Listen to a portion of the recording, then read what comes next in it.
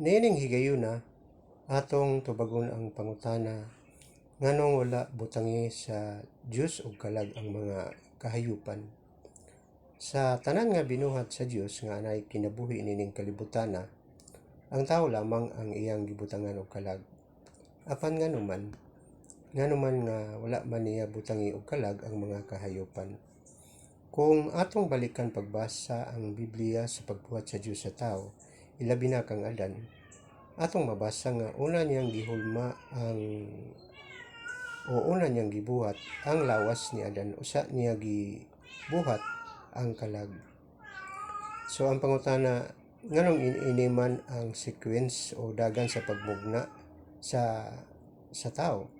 Dili ba pwede nga unahon niya pagmugna ang kalag, usa niya mugnaon ang lawas sa tao?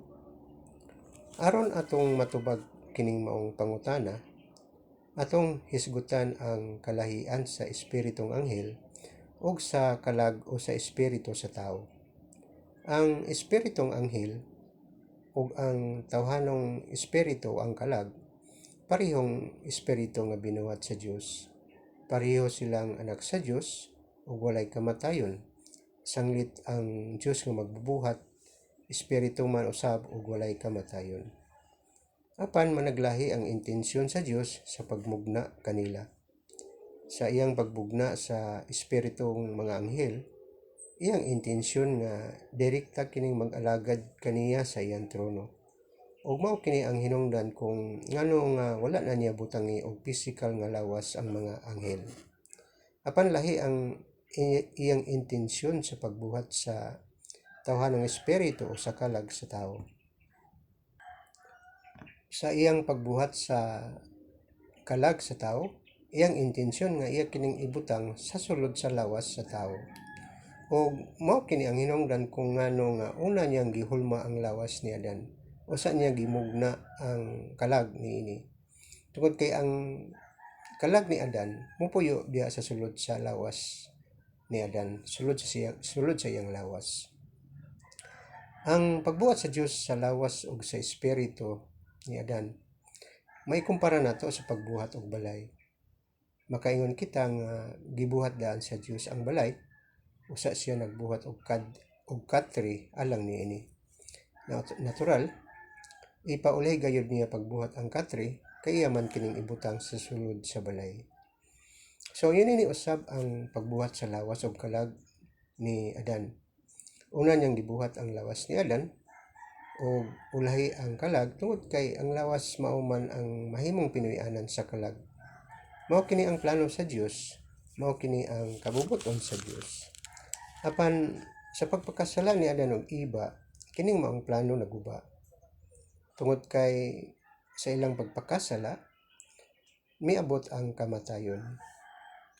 Pag abot sa takna sa kamatayon, ang pisikal nga lawas sa tao ilubong sa yuta ug maugnas. Apan ang iyang kalag dili mamatay. Mubalik kini sa kiliran sa Dios. Karon ang pangutana, ang pagkamatay sa pisikal nga lawas sa tao o ang pagbalik sa kalag sa tao ngadto sa kiliran sa Dios, mao ba ang iyang plano? Una, ang kamatayon sa pisikal nga lawas sa tao supak sa kabubuton sa Dios. Nganong supak, tungod kay kagustuhan sa Dios nga ang pisikal nga lawas sa tao dili maugnas, dili mamatay.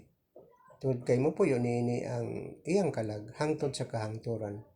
Sanglit ang kalag wala may kamatayon. Sa pagkaugnas sa pisikal nga lawas sa tao, panahon sa kamatayon, ang kalag mamahimong homeless o wala na siya pinuy-anan. Ikaduha, supak usab sa kabubuton sa Dios nga ang kalag sa tao pag-abot sa takna sa kamatayon mo separate sa lawas. Tungod kay sa ato nang gikaingon, ang plano sa Dios ay ang pagbugna sa kalag nga kini mopuyo sa sulod sa lawas sa tao ug mabuhi ang tao hangtod sa kahangturan. Yun ini kanindot ang plano sa Dios alang sa tao. Apan tungod sa sala, kining maong plano naguba. Apan ang Dios magpabilin gayud nga Dios bisan pagkapila makasala ang tao. Iya gayong ipatuman ang iyang mga plano. Iya gayong ipatuman ang iyang kabubuton. Unsay solusyon sa Dios? ang iyang solusyon mao ang pagkabanhaw, resurrection. Ang pagkabanhaw mao ang hingpit nga katumanan sa mga plano sa Dios. Sa adlaw sa pagkabanhaw, ang pisikal nga lawas sa tawo nga naugnas mahulma og balik ug ibalik sa Dios niini ang iyang kalag ug ang tawo mabuhi hangtod sa kahangturan sa bag-ong langit ug bag-ong yuta.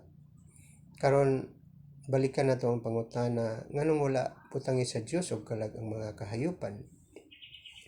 Ang direktang tubag niini wala butangi tungod kay dili gayud pwede. Nganong dili pwede? Mao kini ang mahitabo kung butangan sa Dios og kalag ang mga kahayupan. Sama sa tao, matag hayop nga mamatay. Ang kalag niini kung halimbawa butangan sa Dios og kalag ang mga hayop, ang kalag niini mosiparate sa lawas sa maong hayop ug mobalik ngadto sa Dios. Sa matag ihaw nato og baka, baboy, manok, kaning ug uban pa, ang mga kalag nining maong mga hayop mosiparate sa iyang lawas.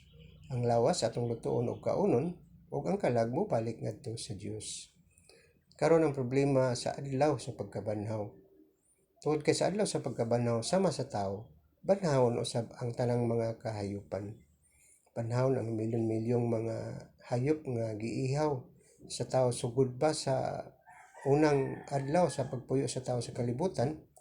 Lakip na ang mga dinosaur sa sinaunang panahon, lakip na ang mga gagmayng hulmigas, mga lamok, mga virus nga dili makita og uban pa. Dinhi palang daan, ato nang imagine nga lisod gayud nga butangan og kalag ang mga hayop. Siguro makayon kita nga dili ba pwede nga dili lang sila banhawon, or makaingon kita kung banhawon man selective lang or pili-pilion lang. Ang tubag dili pwede nga dili sila banhawon kung butangan sila og kalag. Tungod kay sama sa tao, ang kalag nga ibutang sa Dios sa mga hayop walay kamatayon. Ang kalag espiritu ug wala kini kamatayon. So kung dili banhawon ang mga hayop, ang ilang kalag mahimong homeless, walay pinoy-anan. Dili usab pwede nga selective lang ang pagbanhaw o pili-pilion lang tungod kay ang Dios hustisya. Kung anaay pagkabanhaw, ang tanang hayop banhawon gayud ug walay pili-pili. Lain pang rason nganong dili pwede butangan og kalag ang mga hayop. Pag-abot niya sa bag-ong langit ug bag-ong yuta, wala nay kamatayon. Nganong walay kamatayon, walang rason tungod sa kalag. Ato lang gikaingon nga ang intensyon sa Dios sa pagbuhat sa kalag sa tao, nga kini mopuyo sulod sa lawas sa tao. Mao man gani nga anay resurrection aron maghiusa og balik ang lawas ug ang kalag sa tao. So sa bag-ong langit ug bag-ong yuta, sa paghiusa og balik sa lawas ug kalag sa tao, mao na kana ang hingpit nga katumanan sa plano sa Dios, sa kagustuhan sa Dios. Usa dili na siya motugot nga anaa pay kamatayon tungod kay masira na usab ang iyang plano. So karon ang problema mao ni sa bag-ong langit ug bag-ong yuta, kung ang tao wala nay kamatayon tungod sa kalag, ang mga hayop usab kung butangan man sa Dios og kalag, wala na usab kamatayon.